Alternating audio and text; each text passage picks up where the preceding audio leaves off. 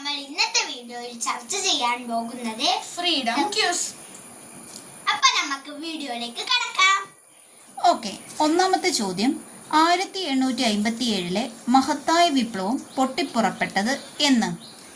1857 May 10.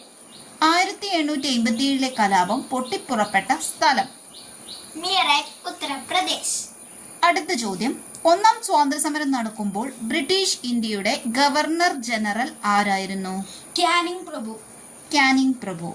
അടുത്ത ചോദ്യം, ഒന്നാം സ്വാതന്ത്ര്യസമരത്തിന്റെ ചിഹ്നം എന്താണ്? ചപ്പാത്തിയും താമരം. ദത്തവകാശ നിരോധന നിയമം നടപ്പിലാക്കിയ ഗവർണർ ജനറൽ ആരായിരുന്നു? ഡൽഹൌസി പ്രഭു.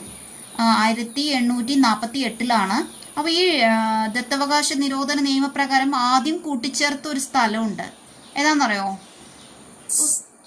സത്താറ. അപ്പൊ അവസാനം കൂട്ടിച്ചേർത്ത സ്ഥലമാണ് ഔദ്.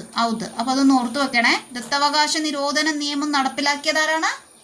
ഡൽഹൌസി പ്രഭു. ഓക്കെ, ആദ്യം കൂട്ടിച്ചേർത്ത സ്ഥലമാണ് സത്താറ. അവസാനം കൂട്ടിച്ചേർത്ത സ്ഥലമാണ് ഔദ്. 1856 ഔദ് കൂട്ടിച്ചേർക്കുന്നത്. ഓക്കെ, ഇന്ത്യൻ സ്വാതന്ത്ര്യ സമരത്തിന്റെ ആദ്യത്തെ രക്തസാക്ഷി ആരാണ്?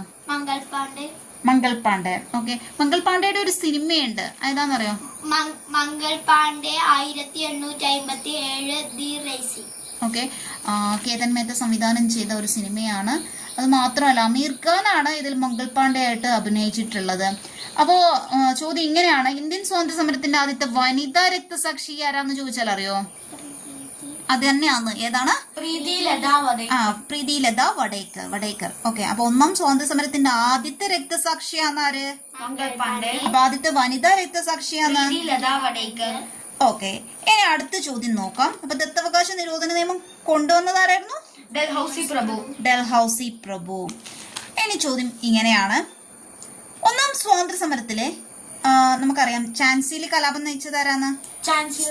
ഝാൻസി റാണി അല്ലെ?